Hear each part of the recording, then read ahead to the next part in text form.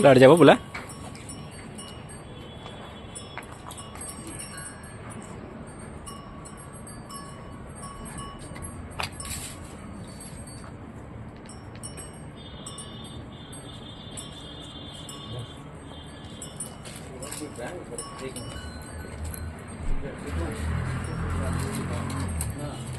बंद कर दो। नमस्कार साथियों, मैं हूं हरेंद्र नेगी और हम लोग अभी हैं डिप्टी सीबीओ रुद्रप्रयाग पशुपालन अधिकारी कार्यालय में। साथियों, आगामी चारधाम यात्रा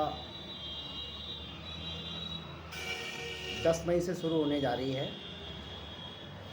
और चारधाम यात्रा में अहम यात्रा मानी जाती है भगवान केदारनाथ की यात्रा। कठिन यात्रा मानी जाती है और इसी को लेकर तमाम जिला प्रशासन की ओर से, शासन की ओर से, यहाँ तक कि उत्तराखंड सरकार की ओर से दिशा निर्देश, गाइडलाइनें लगातार आती जा रही हैं और जिला प्रशासन भी लगातार अपना प्रयास कर रहा है कि किस प्रकार से चारधाम यात्रा को संतुलित किया जाए, क्योंकि शुरू में दिक्कतें आ जाती हैं और इसलिए जिला प्रशासन लगातार, चाहे बीसी के माध्यम से हो, मीटिंगों के माध्यम से हो, यहाँ तक कि ज़मीनी जो सर्वे होता है या निरीक्षण होता है, लगातार डीएम हो, कमिश्नर हो, यहाँ तक कि राज्यपाल हो या मुख्यमंत्री हो, लगातार मीटिंगें कर रहे हैं और फिर यात्रा का जायज़ा ले रहे हैं।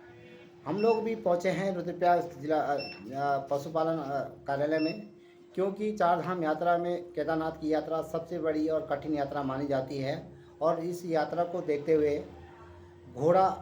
केदारनाथ की रीढ़ की हड्डी मानी जाती है। भले यहाँ पे डंडी, कंडी, घोड़ा, खच्चर, पैदल और यहाँ चारधाम यात्रा में जो हेलीकॉप्टर सेवा है उसका भी पूरा भरपूर उपयोग किया जाता है, लेकिन जो असली यात्रा होती है वो कठिन यात्रा है। चाहे सोनप्रयाग से हो, गौरीकुंड से हो और लिनचौली हो, छोटी लिनचौली हो, रामबाड़ा हो और केदारनाथ हो, तमाम रास्तों पे आपको घोड़े के माध्यम से, पैदल से, डंडी, कंडी, हर प्रकार से यात्री के लिए ये सुविधाएं हैं। तो उनमें घोड़ा एक अहम कड़ी मानी जाती है, केदारनाथ की रीढ़ की हड्डी मानी जाती है, क्योंकि 21 किलोमीटर का लंबा सफ़र, पैदल सफ़र है और इसको देखते हुए चारधाम यात्रा के परिप्रेक्ष्य में रुद्रप्रयाग जो केदारनाथ की यात्रा है उसमें घोड़े खच्चरों के भूमिका की बात की जाए तो उसका रजिस्ट्रेशन पिछले 1-2 महीने से लगातार हो ही जा रहा है और घोड़े जो हमारे घोड़ा खच्चर संचालक हैं उनका भी रजिस्ट्रेशन हो रहा है, उनका भी इंश्योरेंस हो रहा है, घोड़े खच्चर का भी इंश्योरेंस हो रहा है, उन पे सेंसर चिप भी लगाई जा रही है और प्रत्येक महीने घोड़े खच्चर का रजिस्ट्रेशन होगा, वो मेडिकल होगा और जाते समय भी मेडिकल होगा। यहाँ तक कि आपको केदारनाथ के जो लंबा ट्रैक है उस ट्रैक पे आपको 4-5 जगहों पे पशुपालन की टीम लगातार मॉनिटरिंग करती रहेगी कि कहीं घोड़ा कहीं दिक्कत नहीं हो गई, क्या किसी यात्री को हो सकता है। पशु है और पशु क्रूरता भी इसमें आंकी जाएगी, देखी जाएगी। कुछ गाइडलाइनें उत्तराखंड सरकार की भी हैं, जिला प्रशासन की भी हैं और कुछ गाइडलाइनें महामहिम जो हमारे हाई कोर्ट की हैं, गाइडलाइनें सुप्रीम कोर्ट की हैं और एनजीटी की हैं, उनके मानकों के अनुसार भी घोड़े खच्चरों को चलना पड़ेगा। तो उसी को देखते हुए हम लोग यहाँ पे आए हुए हैं। हमारे पास यहाँ पे जो हम जिनके साथ बैठे हैं डॉक्टर अशोक जी हैं, यहाँ पे बिष्ट, अशोक बिष्ट जी हैं, उन्हीं से जानकारी ले लेते हैं कि अभी तक कितने घोड़े खच्चरों का यहाँ पे रजिस्ट्रेशन हो चुका है और कितनी टीमें यहाँ पे बनाई गई हैं और क्या दिशा निर्देश, खासकर जब यात्रा चारधाम यात्रा वैसे तो 6 तारीख से भगवान केदारनाथ की चल बिखरे डोली 6 तारीख से शुरू हो जाएगी और 10 तारीख को भगवान केदारनाथ के कपाट ब्रह्म मुहूर्त में खुल जाएंगे और तब यात्रा प्रस्थान हो जाएगी। लेकिन अभी से केदारनाथ यात्रा की तैयारियों के लिए घोड़े खच्चर लगातार चल रहे हैं, क्योंकि केदारनाथ में जो सुविधाएं जुटाने के लिए हैं, सामान जुटाना है, तो यात्रियों के लिए रहने के लिए, खाने के लिए और होटल लॉज जो भी हैं उनके लिए सारा सामान घोड़े खच्चरों के माध्यम से ही जा रहा है, क्योंकि हेली सेवा अभी तो चलेगी नहीं, पैदल लोग यात्री जाएंगे। लेकिन उसी की कड़ी में मैं आपको अब लेके चलता हूँ बिस जी के पास, और उनसे ही जानता हूँ, कुछ जानकारी उनसे जुटाता हूँ कि जो सरकार की जो गाइडलाइन है और जो इतने 6 महीने के बीच में जो यात्रा समाप्त होने के बाद क्या नहीं इस बार घोड़े खच्चरों और केदारनाथ यात्रा के लिए तैयारी उनके द्वारा की गई है।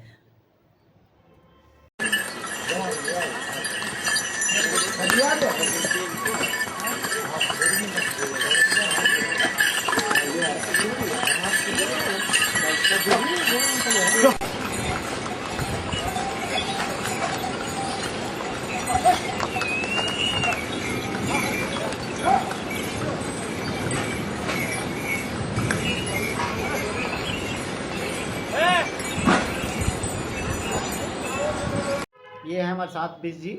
बीस जी, सबसे पहले तो आपका स्वागत। आप लोग भले आप लोग उत्तराखंड के ही वासी हैं और अच्छी तरह से आप भी पशुपालन विभाग में रहते हैं। इस बार क्या दिशा निर्देश आप लोग को नोडल बनाया गया है केदारनाथ यात्रा के लिए घोड़े खच्चरों का, और स्वयं आप लोग निरीक्षण भी कर रहे होंगे, फील्ड विजिट भी आपके द्वारा किया जा रहा होगा घोड़े खच्चरों का, जिस प्रकार से जो भी मॉनिटरिंग हो वो आपके द्वारा की जा रही है। क्या गाइडलाइन है, कितने घोड़े खच्चरों का अब तक रजिस्ट्रेशन? नमस्कार श्री नेगी जी। मैंने भी ये मेरी भी ये पहली यात्रा का वो रहेगा। मैं यहाँ डिप्टी सीबीओ में अभी मैंने मार्च 16 तारीख को मैंने ये ज्वाइन किया है एज ए डिप्टी सीबीओ। आपको मैं संक्षिप्त में बताना चाहूँगा कि इस यात्रा में हम लोग इस बार जैसे कि हाई कोर्ट की भी गाइडलाइंस है और हमारे द्वारा जिला प्रशासन के विभिन्न बैठकों में जो जो निर्णय लिया गया है कि लगभग 8,000 घोड़े का रजिस्ट्रेशन किया जाना रहेगा पहले चरण में, और आवश्यकता पड़ने पर जैसे भी स्थिति आगे बढ़ेगी तब हम इसको आगे भी बढ़ाया जा सकता है। फिलहाल जो हम लोगों ने जो प्लान किया है और जो जो गाइडलाइंस है कि हम एक दिन में 4,000 घोड़े मूवमेंट में रहेंगे, और जिनको अगले दिन उनको रेस्ट मिलेगा, और अगले दिन नेक्स्ट 4,000 को उनको मूवमेंट किया जाएगा। और घोड़े खच्चरों के लिए हम लोगों ने वर्तमान में विभिन्न अपने इस जनपद के विभिन्न क्षेत्रों में कैंप ऑर्गेनाइज करते हुए हमारी टीम के द्वारा लगभग 7,800 के करीब घोड़े का पंजीकरण कर लिया गया है। और सभी घोड़े खच्चर जो हैं हमारे सभी का एक तो सबसे मुख्य जो बीमारी है ग्लैंडर्स, जो कि मनुष्य में भी फैल सकती है, उसको दृष्टिगत रखते हुए उन सभी घोड़े खच्चरों का हम लोगों ने सैंपलिंग की है। और जब ये घोड़े खच्चर की सैंपलिंग की रिपोर्ट हमें 2-4 दिनों में आने वाली है, उसी के बाद ही आपके उसको पंजीकृत माना जाएगा। अगर जो सस्पेक्टेड होंगे उसको हम लोग उसमें से यात्रा से उनको हटा दिया जाएगा।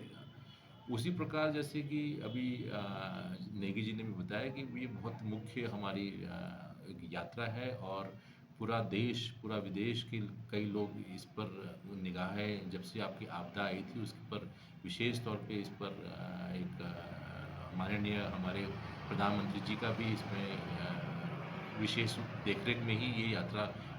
संचालित की जाएगी। तो इसमें हम लोगों ने जो डिसाइड किया है कि जितने भी घोड़े खच्चर होंगे, इसमें हमारी जो टीम है वो सोनप्रयाग, गौरीकुंड, फिर आगे लिंचोली और फिर रुद्रा पॉइंट, ऐसे ऐसे चार जगह पर आवश्यकता अनुसार भीमबली में भी हम लोग ऐसे 5 पॉइंट्स पर अपने डॉक्टर्स, अपने पैरावेट्स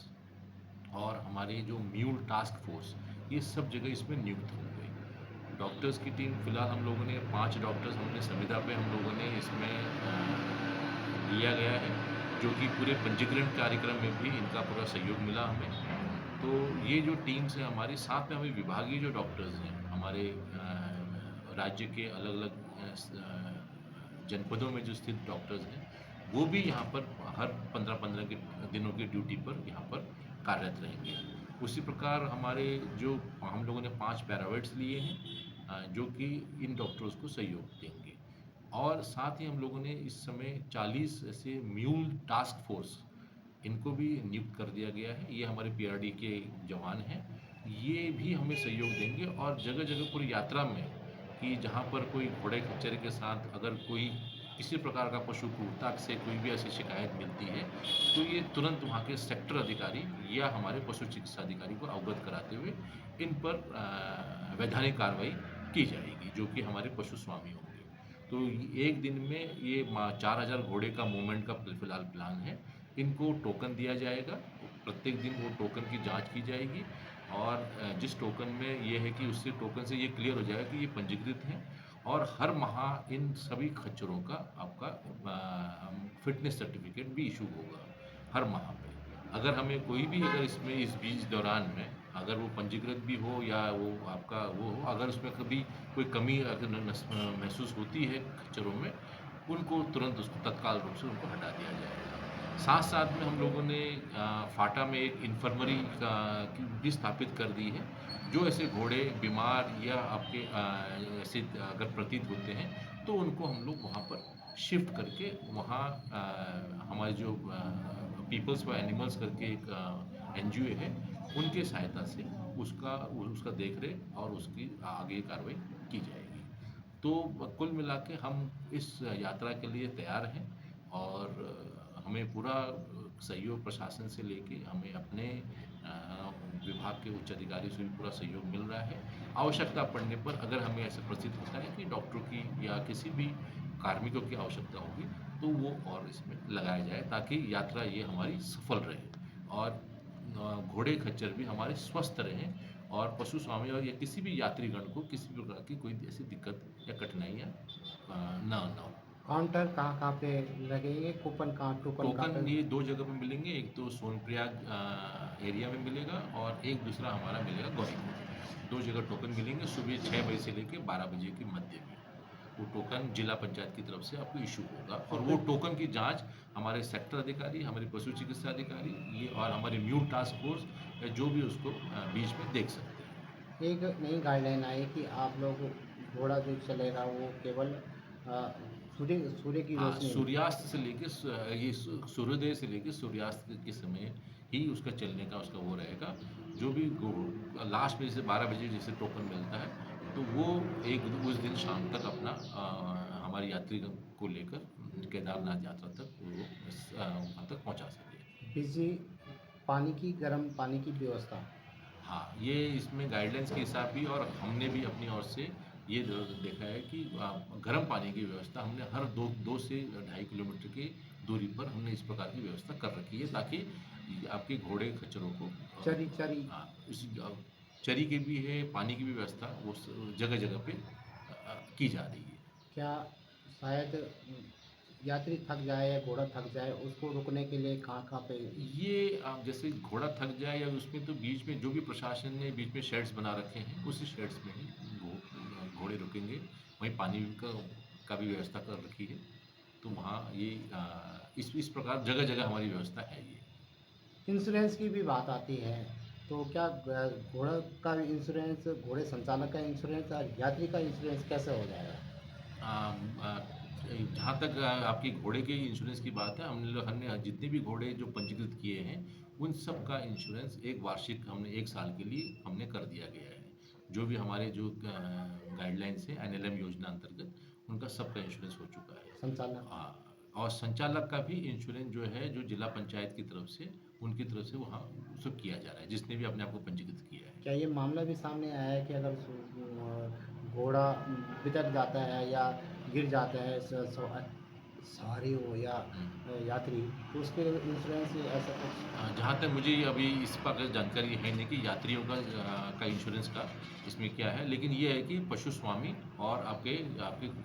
खच्चरों के बारे में मैं आपको आश्वस्त कर सकता हूँ कि उनका सबका इंश्योरेंस किया गया है।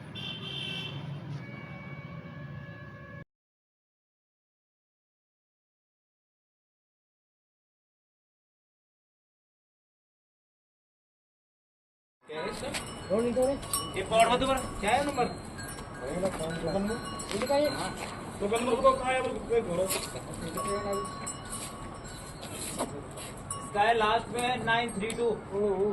89593। ये थे हमारे साथ डॉक्टर अशोक बिष्ट जी, जिन्होंने अभी जो यहाँ पे उप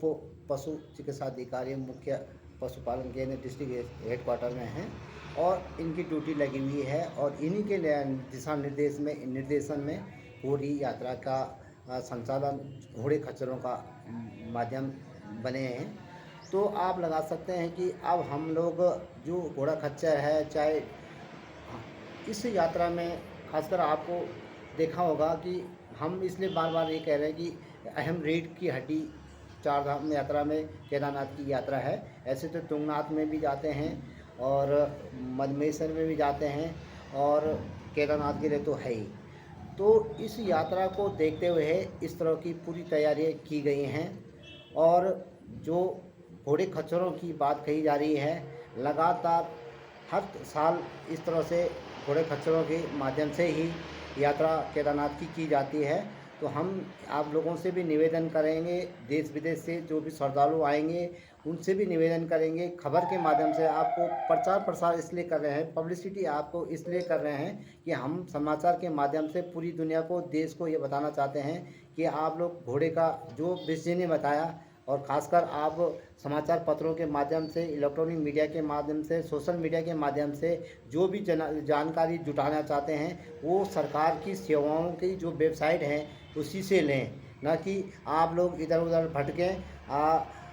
चाहे वो हेलीकॉप्टर की टिकट हो, चाहे घोड़े खच्चर की टिकट हो या डंडी कंडी की टिकट हो, वो जिला पंचायत के काउंटर है, पशुपालन के काउंटर हैं, तमाम तरह की जो सुविधाएं हैं वो जिला प्रशासन ने पहले से कर चुके हैं। और हर प्रकार की सुविधा, जब आप काउंटर पे जाएंगे तो आपको टोकन भी मिलेगा, किस नंबर का घोड़ा है, कौन सा संचालक है और किस पे कौन सा सेंसर लगा हुआ है, ये सब जानकारी उस टोकन के माध्यम से आपको मिल जाएगी और बीच में आपकी जांच भी होगी। क्योंकि चार धाम यात्रा में, केदारनाथ की यात्रा में ये बातें मुखर होके सामने आ जाती हैं कि घोड़े खच्चरों के द्वारा हमारे साथ ऐसे अभद्रता की गई, घोड़ा निकल गया, भाग गया, एक संचालक ने ऐसा कर दिया। कुछ वीडियोस आपने ज़रूर देखे होंगे सोशल मीडिया में, लड़ाई झगड़े के थे ये कुछ ऐसी तरह से, लेकिन वो चीज़ें हम आपको इस बारे में ज़रूर सतर्क कर रहे हैं। इसलिए कर रहे हैं कि आपने पिछली वर्ष की यात्रा में भी देखा होगा, क्योंकि इतनी बड़ी यात्रा चलती है और 6 महीने की ये लंबी यात्रा होती है और इसमें आपने देखा होगा चार धाम की यात्रा में 50 लाख से भी ज़्यादा तीर्थयात्री चार धाम में पहुँचे थे, चाहे केदारनाथ हो, बद्रीनाथ हो, गंगोत्री हो, यमुनोत्री हो। और इसी यात्रा को लेकर हम सतर्क हैं, आप भी सतर्क रहें और ज़रूर केदारनाथ चार धाम की यात्रा में पहुँचे, लेकिन शर्तों के साथ, इन वेबसाइटों के साथ जिन पे यात्रियों का रजिस्ट्रेशन किया जा रहा है और क्या क्या आपको गाइडलाइन दी गई है उसका अनुपालन आप ज़रूर करें। इन्हीं शब्दों के साथ हम आपसे निवेदन कर रहे हैं कि ज़रूर आप पहुँचें चार धाम यात्रा में और भरपूर सहयोग की ज़रूरत हो तो जो वेबसाइट, जैसे डॉक्टर अशोक बिस्सी ने कहा, उनका यहाँ पे डिप्टी CBO हैं, तो हर जगह उनका एड्रेस आपको इस वेबसाइट के माध्यम से भी मिल जाएगा। इन्हीं शब्दों के साथ धन्यवाद, थैंक यू।